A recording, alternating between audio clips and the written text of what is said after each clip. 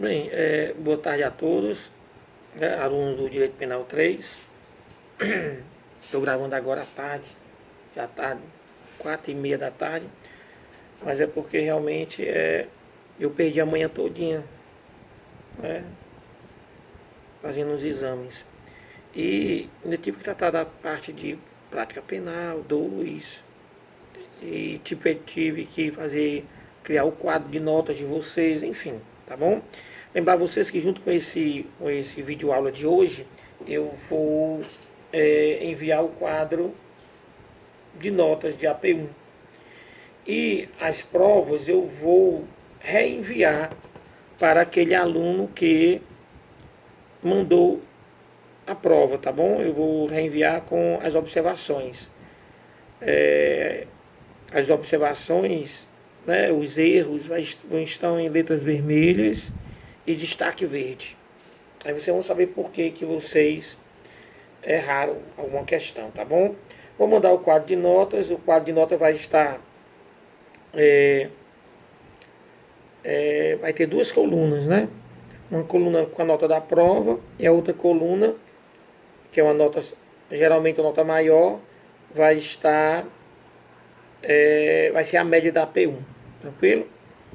Então, observem isso. Tem duas colunas, na primeira coluna a nota da prova, na segunda coluna a média de AP1, que aí vai ser com aquele ponto a mais que eu dou para o aluno, aquele aluno que participou mais, que esteve mais presente, enfim, que o relatório do AVA me mostrar, né, que o aluno participou, e também eu sei daqueles alunos que participam das nossas aulas à noite. Então, tranquilos? Tá certo? Então, pronto. E hoje vamos falar só de um crime bem simples, só para que a gente dê continuidade ao nosso conteúdo programado, que a gente não perca, né, o ritmo, pelo menos das videoaulas. No entanto, hoje à noite nós não teremos aula porque estamos diante da Semana do Direito e é bom que vocês participem dessa Semana do Direito, tá bom? Eu estou um pouco ausente porque eu ainda estou ainda me recuperando aí da perda, né, que eu tive, tá bom? Então é um pouco difícil, mas vai dar certo, estou bem melhor já. Enfim, então hoje nós vamos falar sobre o que, professor? Hoje, qual o crime, tá bom? Vamos falar sobre o crime de rixa, tá certo? É o crime do artigo 137, tá bom? Bem curtinho, eu vou falar sobre os institutos que caracterizam esse crime e, enfim, tá bom? Na próxima aula a gente entra nos crimes contra a honra, tá bom? A gente tem que dar uma adiantadazinha para que nós cheguemos àqueles crimes mais pertinentes a concursos, a ordem. Esses crimes de periclitação da vida e da saúde, eles não são cobrados, tá bom? Em quase nada de exame e concurso. Mas, por exemplo, a gente tem que antecipar para a gente chegar a furto, ao furto qualificado. Para a gente chegar lá, a gente vai ter que antecipar um pouquinho, tá bom? Então vamos lá. Então, hoje, crime de rixa. Professor, e o que é esse crime de rixa? Tá certo? Olha, vários elementos devem caracterizar o crime de rixa, tá bom? E a rixa, ela é uma briga entre mais de duas pessoas, tá bom? É um tumulto entre mais de duas pessoas e que de alguma forma vai incorrer em vias de fato, em violências recíprocas. Tem que haver essa reciprocidade de agressões e tem que ser mais de duas pessoas, no mínimo 3 pessoas, tá bom? É o que a gente chama é um crime de concurso necessário de pessoas, é o que a gente denomina, tá bom? Deve ter visto isso com a professora Semi no Direito Penal 1, Direito Penal 1, tá bom? Então, tá aí as primeiras observações, tá bom? Sobre o crime de rixa. Professor, qual é o objeto jurídico? Ora, o objeto jurídico vai ser a incolumidade da pessoa humana. Tá certo? Obviamente que também, secundariamente, nós podemos dizer que ali também está protegida a incolumidade pública, tá bom? Já que é um crime de perigo contra a vida e a saúde individual. Então pode abarcar outras pessoas, inclusive, que não estão dentro dos participantes da rixa. Tranquilo?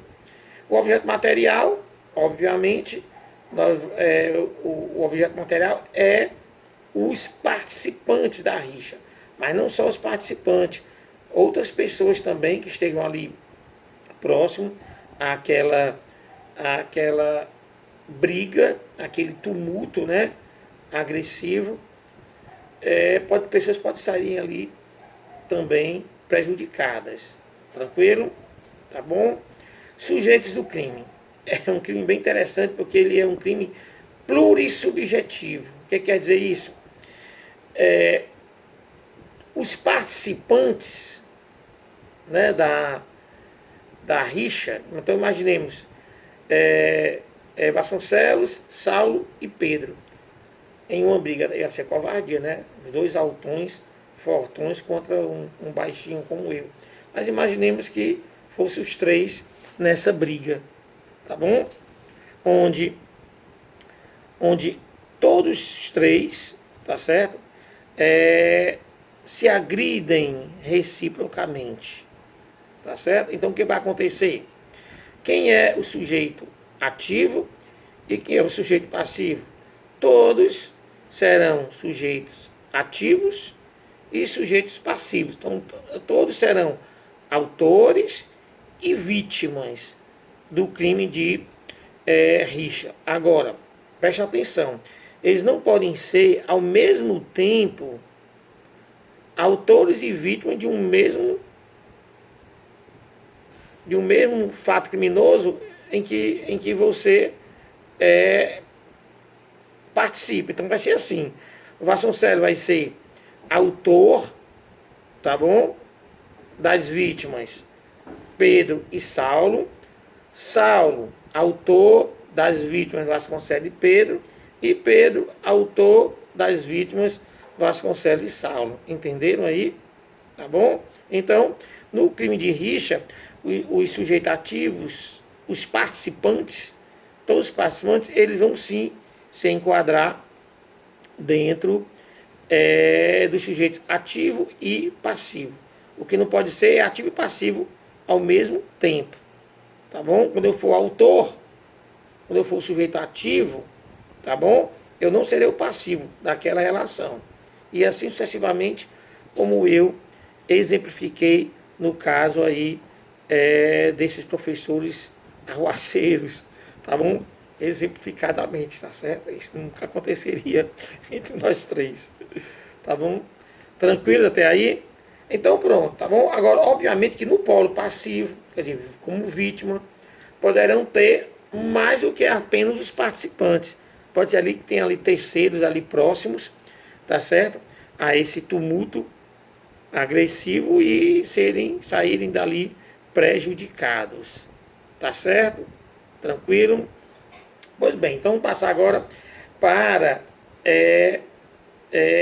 o núcleo tipo. Tá bom? E se vocês observarem bem, lá no. Deixa eu ver aqui o Código Penal. O que é que diz? Diz assim, ó. Artigo 77. Participar de rixa. Tá certo?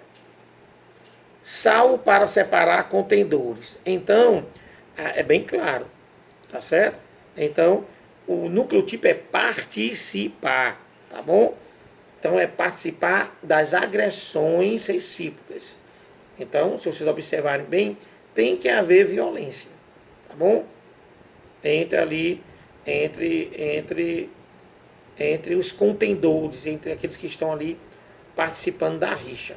Agora, obviamente, pode ser que se entrar alguém com o intuito ali de separar, a gente chama de pacificador, esse pacificador, pela própria ausência do núcleo tipo, ele não seria, tá bom? ele não seria ali criminalizado, né, pela rixa.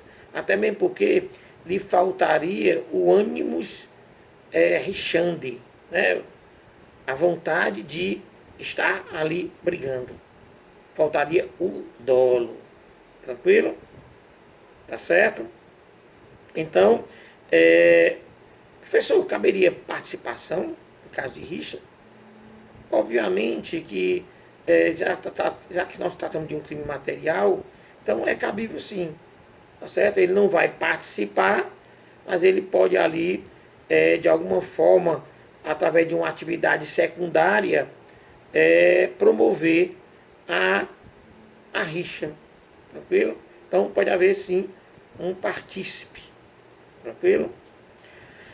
Elemento subjetivo, simples, né? O elemento subjetivo é o dolo, é o animus rixandi, tá bom? Ou a vontade consciente de querer participar da rixa. Quer dizer, a pessoa sabe que está diante de uma rixa e quer participar. Ou está diante de uma briga e quer participar. Tranquilo? Aí é que configuracia o dolo, tá bom? A culpa não existe, modalidade culposa para o, o crime de rixa, tá bom? Então só existe a modalidade dolosa, tá certo? A consumação, quando é que vai se consumar o crime de rixa, professor? Esse crime vai se consumar no momento da eclosão, tá bom? No momento da eclosão das agressões recíprocas. A partir dali, consumar-se-ia o crime de rixa. Tranquilo? Professor, e a tentativa? É possível a tentativa, tá bom? Olha, pela própria complexidade, né,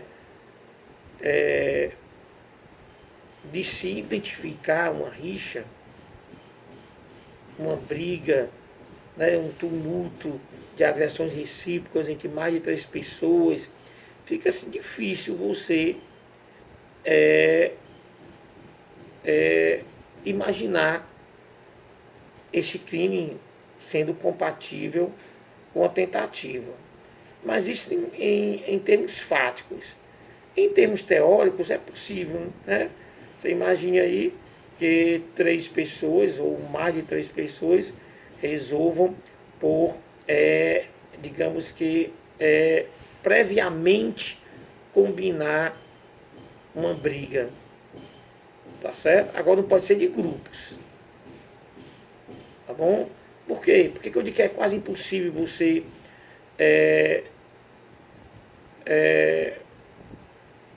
achar que a tentativa é compatível com a rixa, porque necessário se faz uma indeterminação da atividade da rixa. Quando nós temos grupos, né, que se reúnem às vezes na internet, eles combinam para brigarem, ali já está determinado já está determinado a atividade que eles vão praticar. E isso retira, tá certo? Aliás, descaracterizaria o crime de rixa. Para que haja crime de rixa, essa atividade ela é primada pela indeterminação, tá bom? Nós temos até, inclusive, se eu não me engano, jurisprudências a esse respeito de tribunais superiores, tranquilo?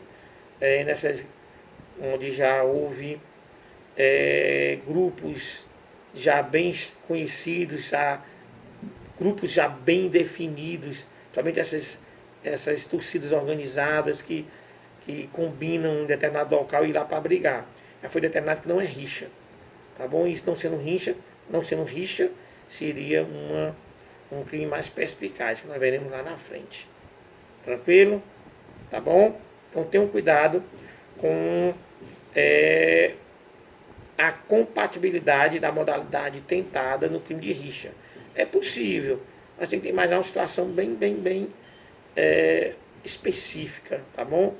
Imagina ali 3, 4 pessoas que não fazem parte de um grupo pré-definido e resolvem combinar uma briga e quando eles estão lá próximo, a polícia chega e separa todo mundo. Crime de rixa é da modalidade tentado, mas é difícil encontrar, tá bom? Tá óbvio? A causa, né, a causa da rixa, tá certo? É irrelevante para o crime, tá bom? Não importa por que você participou, qual foi a causa. Houve ali o tumulto, houve agressão recíproca, você já responde, tá bom? Bem como também desistir, né? A desistência também, após já ter praticado as violências recíprocas, não vai eximir a prática criminosa da rixa, tranquilo? Tá bom? Você pode alegar legalismo de defesa? Ora, obviamente que pode. Qualquer crime você pode alegar legítima defesa, principalmente nos crimes contra a pessoa. Tranquilo? Sem mistério. No crime de rixa, nós temos uma qualificadora, viu? Tá bom? Parágrafo único. Deixa eu ler aqui para vocês. Parágrafo único do artigo 77. Ó. Parágrafo único. Ó. Se ocorre morte ou lesão corporal de natureza grave, tá bom? Aplica-se, pelo fato da participação na rixa, a pena de detenção de 6 meses a 2 anos. Tranquilo? Já que a pena, ela é até alternativa, a pena, né? Do artigo 77, a pena é alternativa, ó, é de 15 dias a 2 meses. Ou multa. Então é alternativa. Mas quando passa para a modalidade qualificada, não. Aí já passa de 6 meses a 2 anos. E não tem a possibilidade, né, da alternativa de multa. Tá bom? Tranquilo? Então, como nós vimos aí, a qualificadora resistiria no caso de haver lesão de natureza grave, quer dizer, lesão grave ou gravíssima, ou morte. Tranquilo? Então, tu imagina aí 4 pessoas brigando e uma delas morre. Aí a gente pergunta, opa, peraí, quem foi que matou? Se não identificar qual dos outros 3 que mataram o quarto, tá bom? Todos respondem. Tá certo? Todos vão responder pelo quê, professor? Vão responder pelo crime de rixa. Tá certo? Pelo crime, aliás, pelo crime de rixa. Tá bom? Tá certo? Agora, se você identificar, então o que acontece? O que acontece é que quem matou responde pelo homicídio e os outros 2 responderiam pela rixa. Tá bom? Pela rixa. Tá certo? Interessante, né? Então, se, imaginemos, 4 pessoas, tá bom? Em rixa, durante agressões recíprocas, uma delas morre, tá certo? Aquele que matou vai responder pelo crime de homicídio e os outros 2, tá bom? Responderiam pela rixa qualificada, tá bom? Qualificada. Agora, se porventura não saber quem matou, né? Os 3 lá, foi agressões recíprocas, tá bom? Uns empurrando os outros e tal, aquela coisa todinha. Eu sei que um lá cai no chão, bate a cabeça, morre. Mas ninguém sabe quem foi daqueles 3 que sobreviveram, qual foi o autor do homicídio, ou qual foi o autor da prática que ensejou na morte daquele quarto. Nesse caso aí, todos respondem pela rixa qualificada. Tranquilo? Tá bom? Até aí? Então pronto.